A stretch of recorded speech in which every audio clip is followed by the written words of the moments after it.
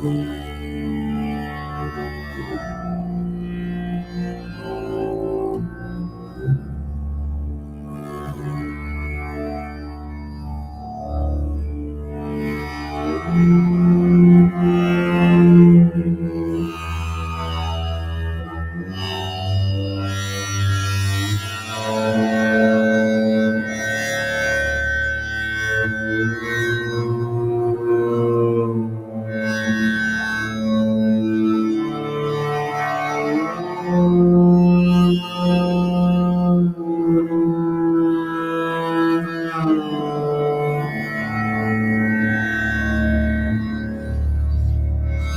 morning, friends.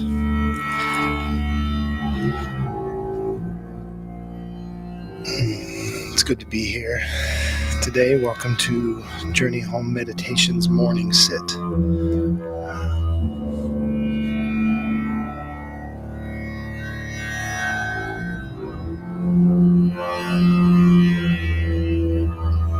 This is a daily shared practice of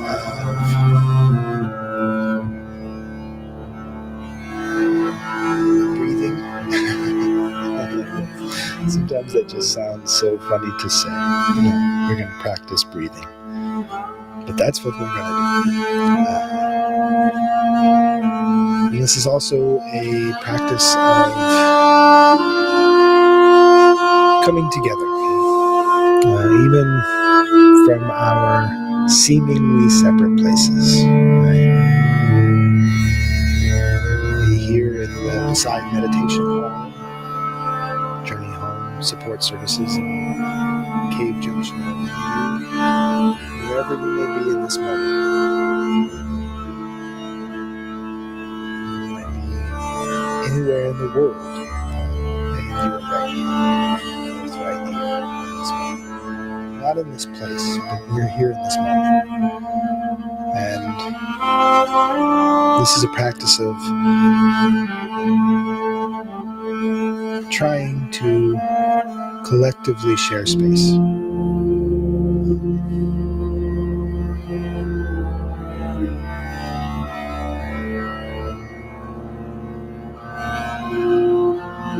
We're going to do some poetry and a little bit of contemplation on some of these ideas and practices.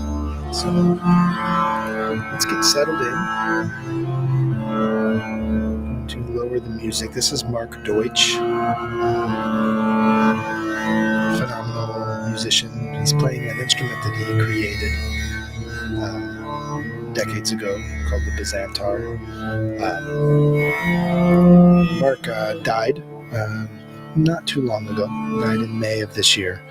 And that's when I was introduced to his music through Angela, and she had a personal friendship with Mark. So when he died, we were kind of able to start going through her memories a bit, and that brought us to the music, and it's just an absolutely wonderful gift. So thank you, Mark Deutsch, for your gift. It's wonderful. Well, let's get settled in together.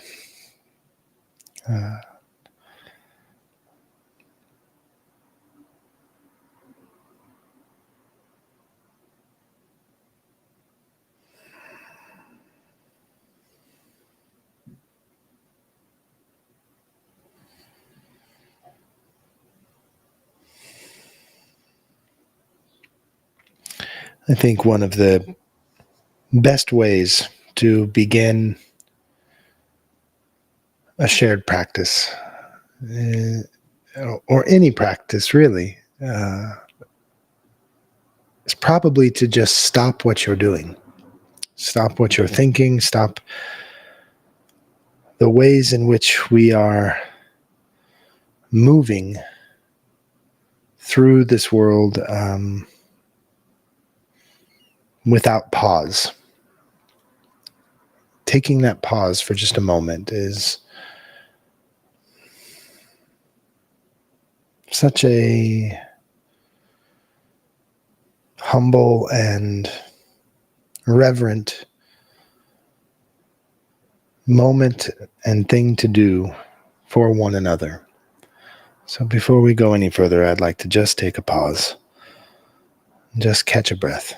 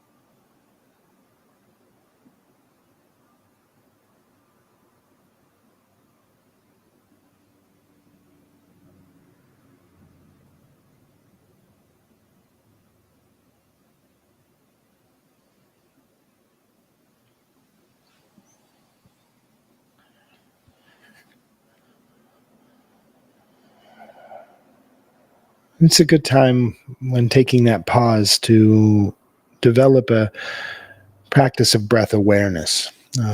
Simply means to bring your attention, the focus that you have with your mind, to your breath, to the feeling of the breath in your body, to understanding the ways in which we hold our body, and how that affects our breath, and how our breath affects the way we hold our body. There's this interdependent relationship, this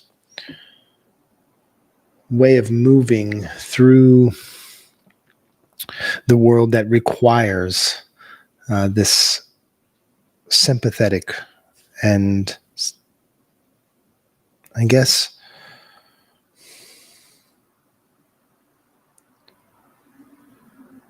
there's a word that I'm looking for.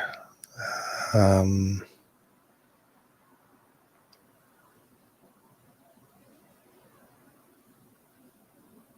can't find it, but that's okay.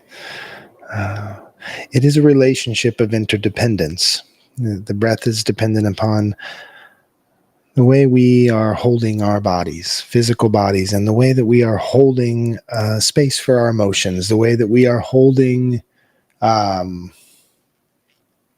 resentments or our joys or our expectations and disappointments and all of these things that we do experience. And the way that we carry those is going to affect our physical body, and it's going to affect our breath. And the way that we are breathing can also affect the way that we carry those emotions and the way that we react to those feelings, those sensations that arise. That's what it means to be interdependent. You remove a part of that, and the relationship is gone.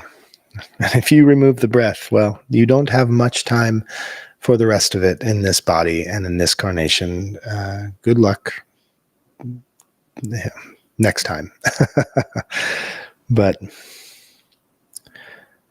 all of this is simply to bring our attention to the awareness of the breath, is to be aware of how I am relating to the world most directly. See, my personality wants to relate to the world in one way, and that's generally seen as ego. That's generally seen as the way that I see myself in the world. My personality is somewhat dependent upon the beliefs that I have about myself and about the world and about others. That's what shapes this level of personhood, who I think I am, who I want you to think I am, more importantly, maybe.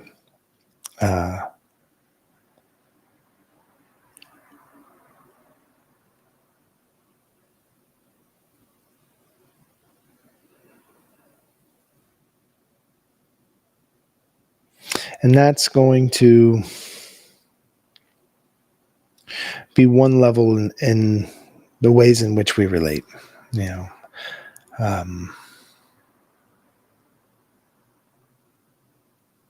I'm sorry. I'm getting lost in the sound of my own words, so I'm going to stop speaking. Let's just go to the breath.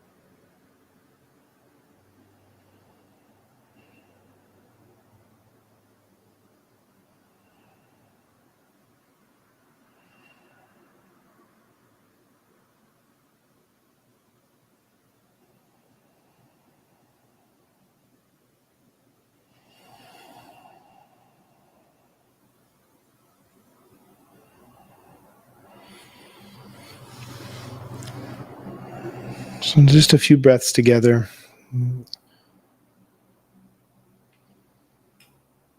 Now that we've settled into bringing our awareness to the breath, be aware of how you're holding your body. Is that facilitating a smooth and gentle breath, or is that causing stress or strain that may be unnecessary?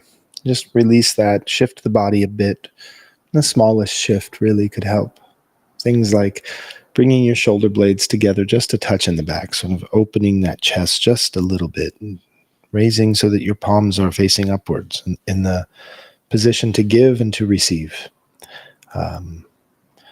Doing this causes the shoulders to roll just enough to relieve some of that pressure of the muscles that are bringing our shoulders down around our lungs. So we want to open that chest just a bit. Just rolling the hands up can really help with that. Being seated with a cushion underneath your bum can really help elongate the spine, relieve some of that pressure of having to hold your spine up in a more erect position. It can be easier when your hips are elevated to the level of your knees or above. If you're seated in a chair, same thing. You can sit on a small cushion or put a small pillow behind your lower back. All these things, small ways in which we can create a little bit more openness in our breath. So let's do 3 breaths together. Breathing in through the nose, allowing the abdomen to rise and fall. And breathing in.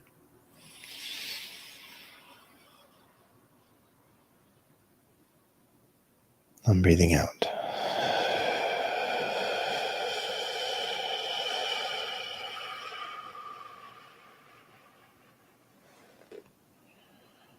I'm breathing in.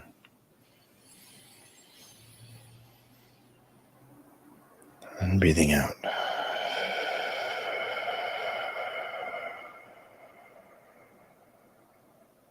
And breathing in.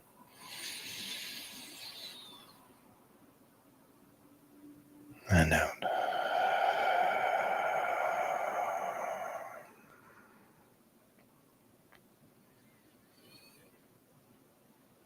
And bring your attention to the way your body, your mind, your emotions, all of that feels after just even a few breaths.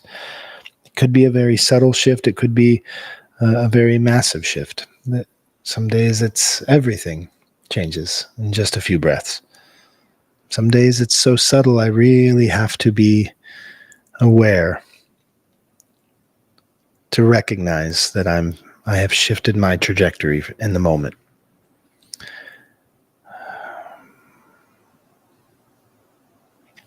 Mary Oliver says that attention is the beginning of devotion. And I've always felt that this practice is a devotional practice to the breath. So bringing our attention is creating our capacity for devotion. And devotion is this recognition of the importance of something.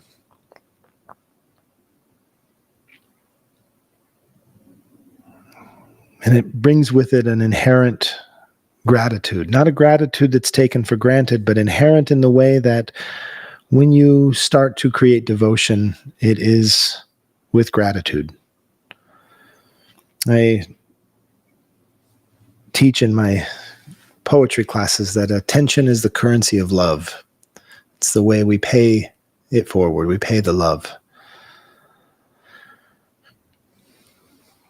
And Ram Dass teaches that to be in love is the same as to be in awareness. So he teaches the I am loving awareness mantra. This recognition of love and awareness being the same thing, and attention being devotion. All of these are really coming to the oneness of the practice, because the practice is the returning, really.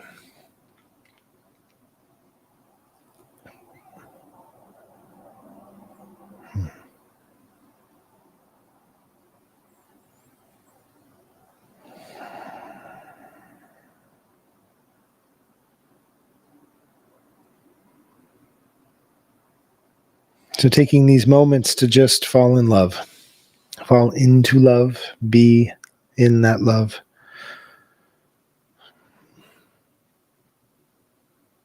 That's a pretty good way to start the day, I think. It's a pretty good way to start anything.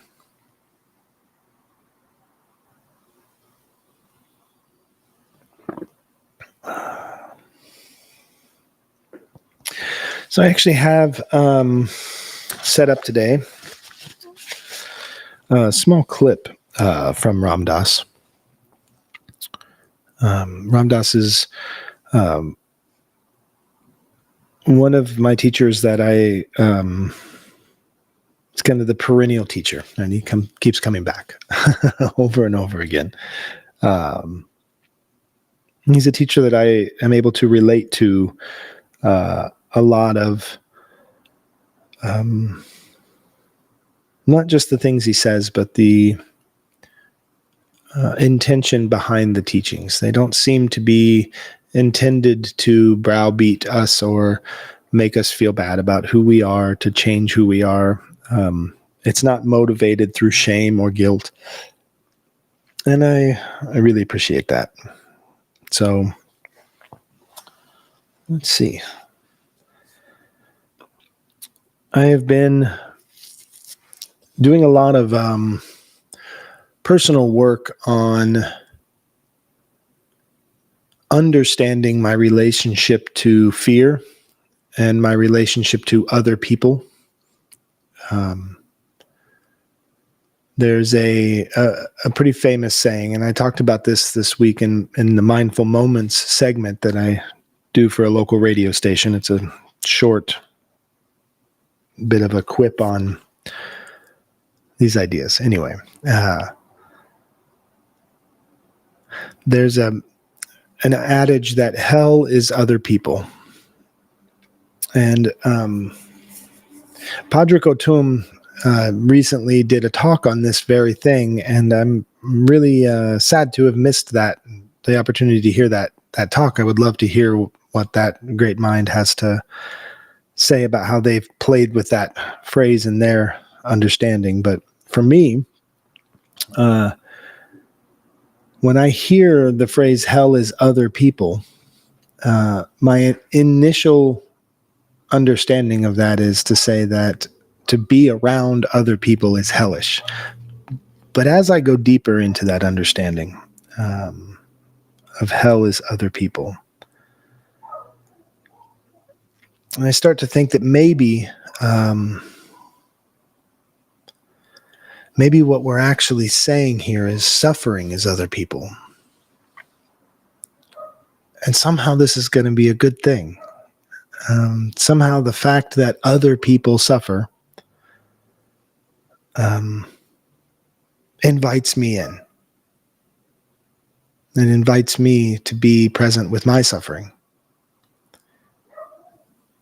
And that's really important, because it is exactly my suffering that I believe that I am not welcomed in. It is my suffering that I believe that I am not desirable if I am sad, or that I am not desirable if I am in pain, or incapable of behaving in certain ways that some may expect me to behave. All of these ways in which I fear the loss of connection is my suffering, is the root of my suffering in those moments. So I do these things, coping mechanisms, to try to assuage my feelings of suffering. I do things to avoid feeling that suffering. And inevitably, they don't really work in the long term, but they can work short term. Absolutely. So then my suffering is the fear that I'm going to be not welcomed in to other people's lives, other people's hearts. And then my behaviors can oftentimes, and for many of us, oftentimes lead us to isolate, to begin to sort of become an island of emotions. And we can create these concepts about life and ourself that say that others won't be okay with me. So therefore, I'm going to be separate. And we hear this a lot. I was speaking with a person the other day about grief, and they were sharing their grief. They so desperately wanted to share their grief that they wanted to share it right where we were at the grocery store. And I'm okay with that. And when you do this kind of work publicly and you live in a small town, everybody kind of knows that you're the person to talk to about these things. So Angela and I tend to be in these conversations often, conversations about death and dying, loss and grief.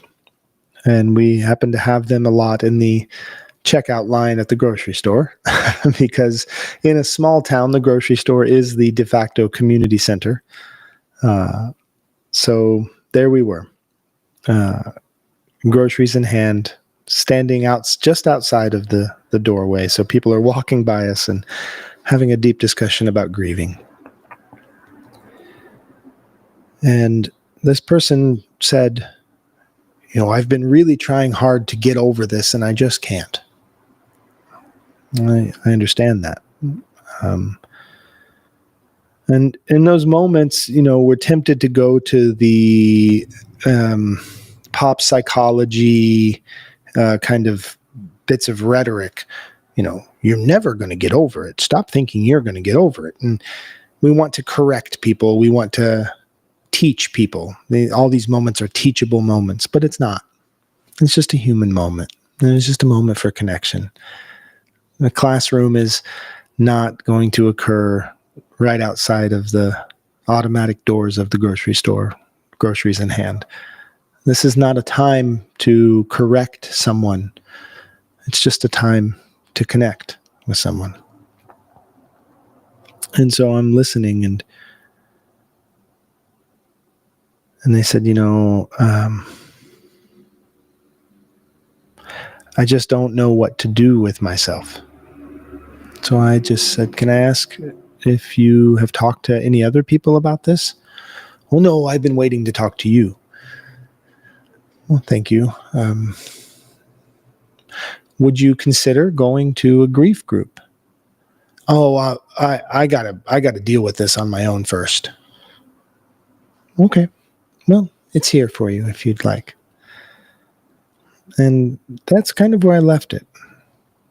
I encouraged a little bit, I just want to encourage you to think about what it might be like to be able to share space with others who are experiencing what you're experiencing. And let them know the times, and we gave our hugs and we parted ways. And I just got to the vehicle and I remember feeling very sad, because it is so often that these are the conversations that I have. A world full of arguably one of the most social creatures that I can imagine. We have built everything as a society. We have adapted and changed the earth. We have, arguably caused a lot of damage, but also arguably caused a lot of amazing developments in our culture and in our species. And we've done that together. Everything that we have, we've done together, including the pain that we are feeling. That's been done together. But when it comes time to talk about what it might be like, not to necessarily heal or leave that pain behind, but to absorb and understand what that could be together, we are terrified. We are terrified. Even in the rooms of recovery, the 12-step rooms, there's a deep understanding that my recovery depends upon other people. My recovery depends upon my ability to be vulnerable and to sit with others. But you start touching on grief. You start touching on financial instabilities, you start touching on food insecurity. You start talking about housing insecurity. And all of a sudden, we're a room full of individuals. Well, that's your responsibility to deal with. And I think that there's a lot of fear that's built into that. I think we have a culture that has allowed the fear that we have to create for us a false sense of safety in the notion that hell is other people. But I put forth that spirituality is other people. Sitting in a room with another person. Jesus said, when 2 or more of you come together in my name, I am present. That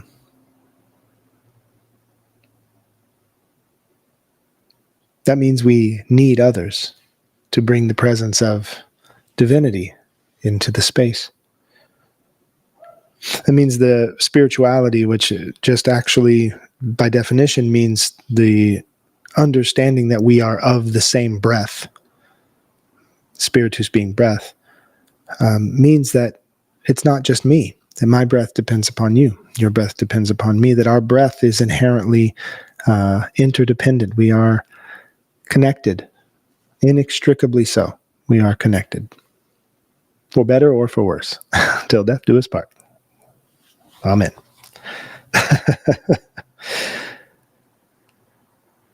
And yet, we have developed this fear that has kept us believing that it's my responsibility to handle my healing. And then we have an entire billion-dollar self-help industry.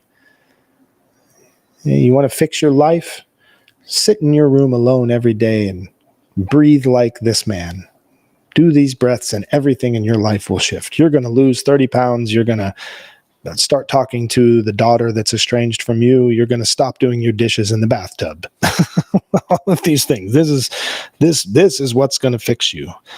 You should just stop eating these 4 foods and your life will be amazing. None of these things are saying, reach out and hold someone's hand today on the bus. Ask them, hey, would you like some support?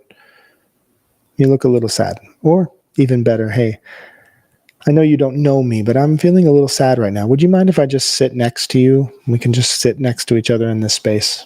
Nothing weird. I just want to know that someone knows that I'm here. See what happens. No one talks about that. These aren't in the books. And even these meditation practices are really geared for the individual. We have the apps on the phones. The biggest selling apps since COVID have been meditation apps. And these are things that are done as individuals. Even this, I'm sitting in this room alone right now. The door is unlocked. The space is open. Many people tune in to this on their computers. And there's no shame in this. I'm just saying. Even this, we have managed to develop ways to do this alone. So Ram Dass has this little thing that I wanted to play, talking about fear and meeting fear in others and fear in ourselves. Let's see if this works.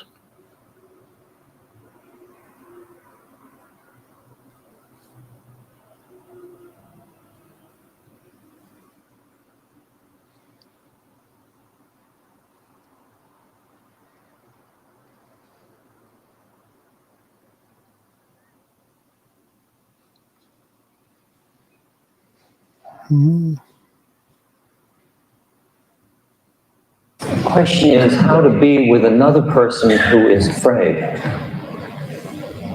Let me take a quick crack at it. We'll just keep going back and forth.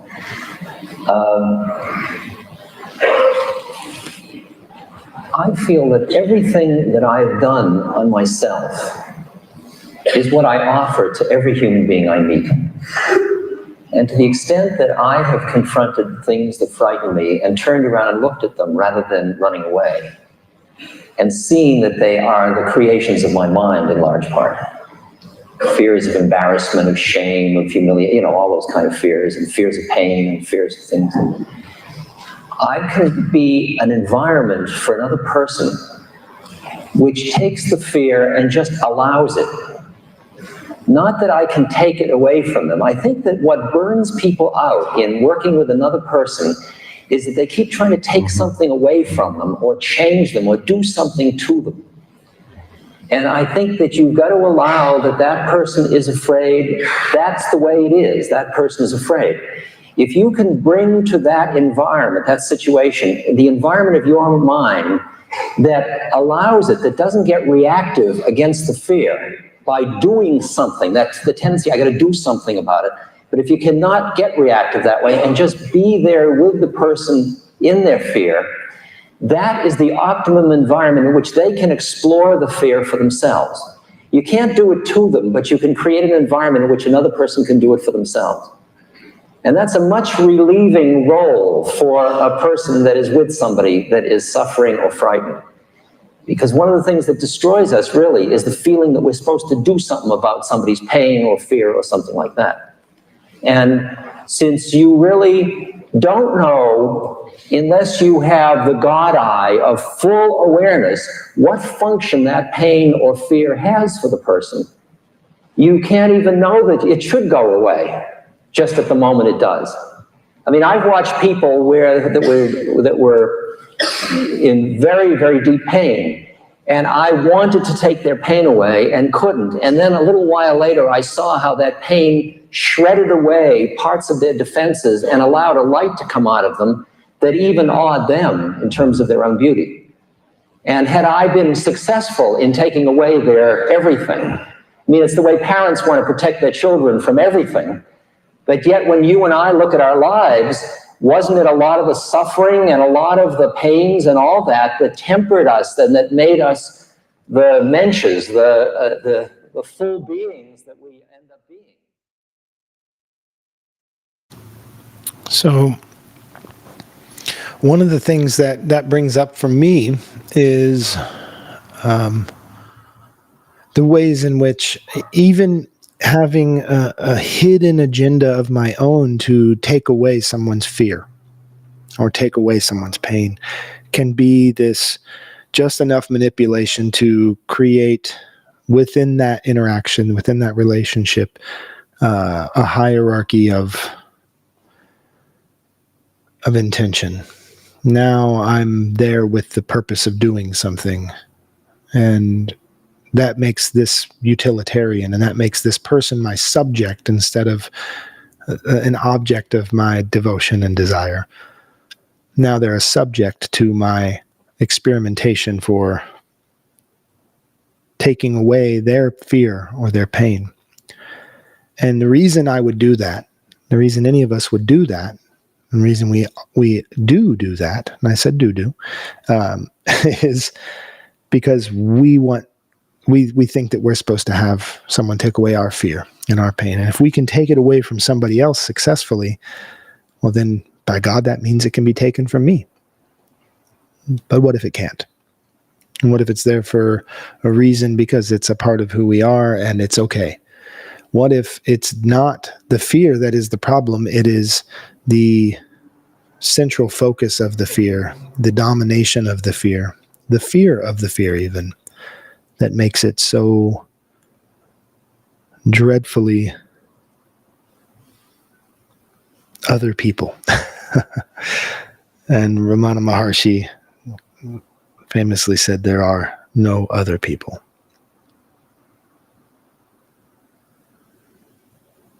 There are no other people. And that is the most difficult one of all to really embody. To really embody is really, it's just, I don't know why I make it so difficult, but for some reason it just feels insurmountable. There's no other people. That is insurmountable. But it's worth trying. Because we need other people. Because we are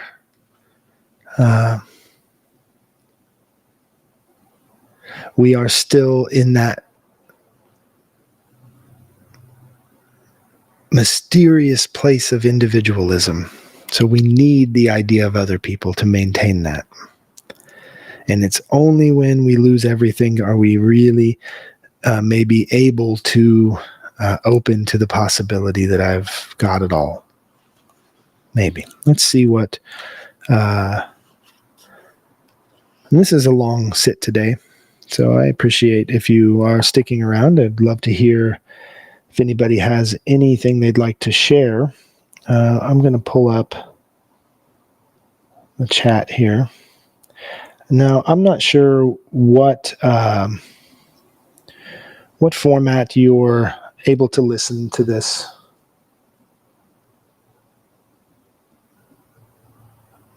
Morning sit. I don't know if you're watching this video, if you're listening, if you're watching it on YouTube or Substack, but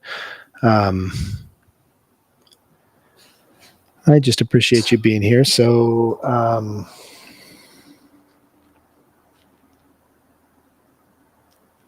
yeah, the chat feature is open and available. Communicating with one another is a really good way to start bridging those gaps that we have created with our individual concepts of who we are. So I want to encourage that people start communicating with one another about these ideas, about your practice, and about this is not meant to be a mountaintop from which somebody speaks downward. This is a circle. I'm one spot in the circle. You're in the circle. We're all in the circle. I just happen to have the microphone. We're on number 18 today. We've been working through Bell Hook's wonderful offering, Appalachian Elegy. This is such an amazing treatise on place. The place in which she is from, and the place from which she writes these poems. Somehow, in these 66 short poems, we go through one a day roughly, and somehow they tend to line up. And I don't read ahead. I've made it a practice to, this is the first time I'll be reading this poem today. So we're on number 18. When trees die, all small hearts break. Little living creatures, happy and safe, uprooted, now in need of finding new places. When home cracks and breaks and falls, all life becomes danger. How to find another place where all is not yet barren. Oh, wow. I don't know about you, but that poem seems to be pretty relevant to the discussion today. Maybe I'm just hoping that it is, but to me, the idea of home cracking and breaking and falling and all life becoming danger, that sounds exactly like the perfect ingredient for the delusion of individualism. But it's also, at this same moment, an opportunity to open ourselves to the whole. How to find another place where all is not yet barren. When I'm feeling completely depleted, when it seems that I don't have much love in me or energy for healing or holding space for others, when I feel barren, and I've got nothing that anyone would find appealing or alluring or want to sit with. It is exactly when I sit with another who has those things that I am filled, that I'm fed. And in that moment of openness to be nothing with another person, all of a sudden I discover that I'm not nothing, that I have all of these things, or they've all been here. I just, for whatever reason, was having a difficult time accessing them. I just couldn't open the doors on my own. I was stuck. And we get each other unstuck. We get ourselves stuck. We get stuck in our minds and we get ourselves stuck. And so when Bell Hooks says that when trees die, all small hearts break. Little living creatures, happy and safe, uprooted, now in need of finding new places. I think about The Giving Tree, one of those books that we were given as a child that, we didn't have any kind of grief support when we were kids. And my gosh, were we just a barrage of the saddest stories given to us right before recess. Today, class, we're going to read The Giving Tree, and every, second grader is, welling up with tears. And then it's like, okay, grab the dodgeballs. We're going to go play Foursquare. But I think of The Giving Tree when I think of the tree dying and all the small hearts break. Little living creatures, happy and safe, uprooted, now in need of finding new places.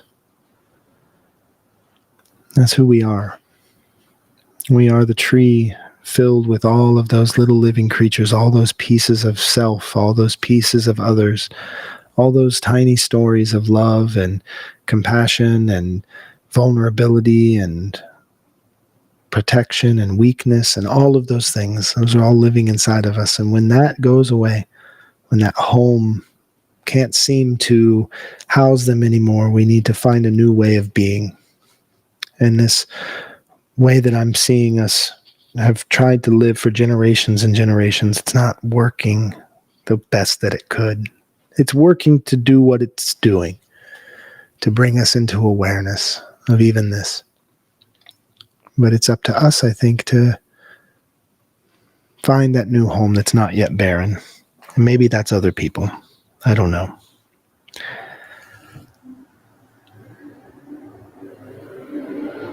Let's have a moment before we say goodbye today, taking our time just for some silent space.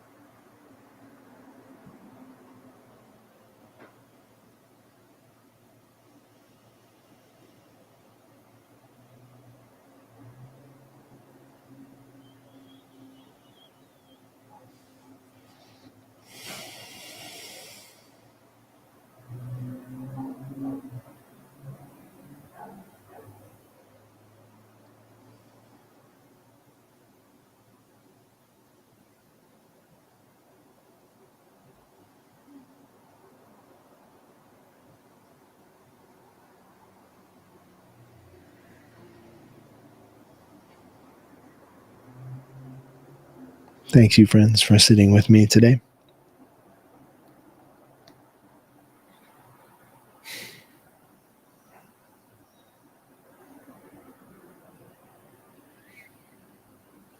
And I'm happy to sit with you.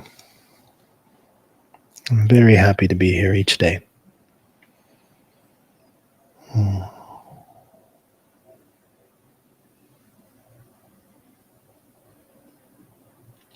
So utilize the comment feature. Let me know what your thoughts are on these practices and how they are playing out in your life.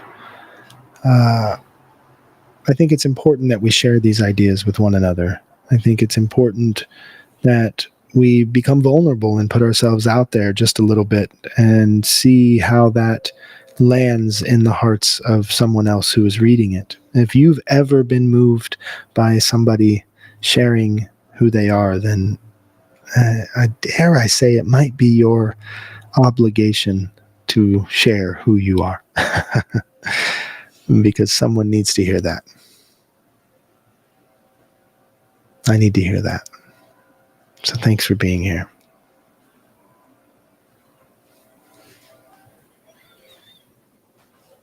Hari Om.